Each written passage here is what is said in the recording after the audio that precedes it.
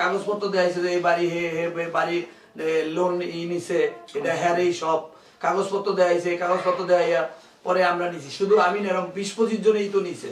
যদি সে এইভাবে নাই বিশ্বস্ত করাইতো তাহলে আমরা তো দিতাম না। এ তো কাগজপত্র দেখাইছে।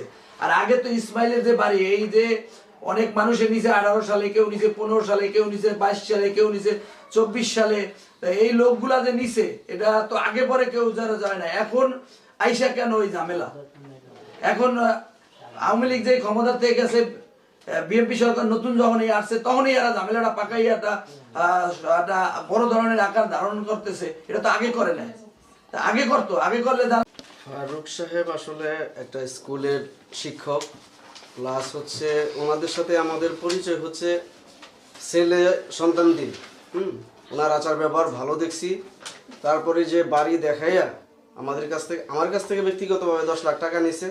তারপর আমরা 19 জন মিলে একটা সমিতি করছিলাম, যার নাম হলো বন্ধু পরিবহন,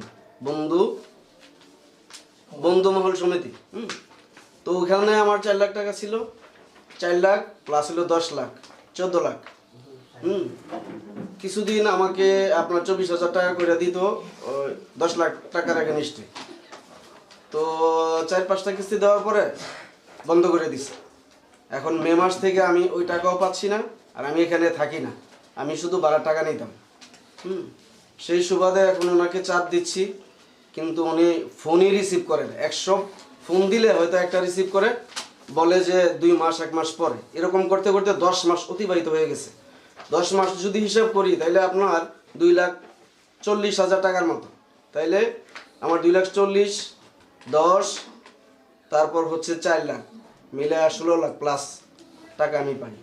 তো এই টাকাটা আমি আসলে আমার নিজের টাকা না। 10 লাখ টাকা, এই 14 লাখ টাকা আমার নিজের না। 14 লাখ টাকা হচ্ছে আমার সম্বন্ধীর, ওনার কাছ থেকে আমি নিয়ে আসছিলাম। সেই সুবাদে ওনাদের সাথেও আমার সম্পর্ক প্রায় শেষ।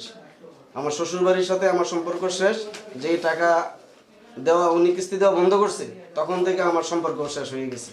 আসলে আমি ছোট একটা চাকরি করি, আমার এত টাকা দেওয়ার মতো কোনো ইয়া নেই। তো আমরা থানাতে গেছি, থানাতে যাইয়া জিডি করলাম, ওইখানেও কোনো সুরাহা পাচ্ছি না।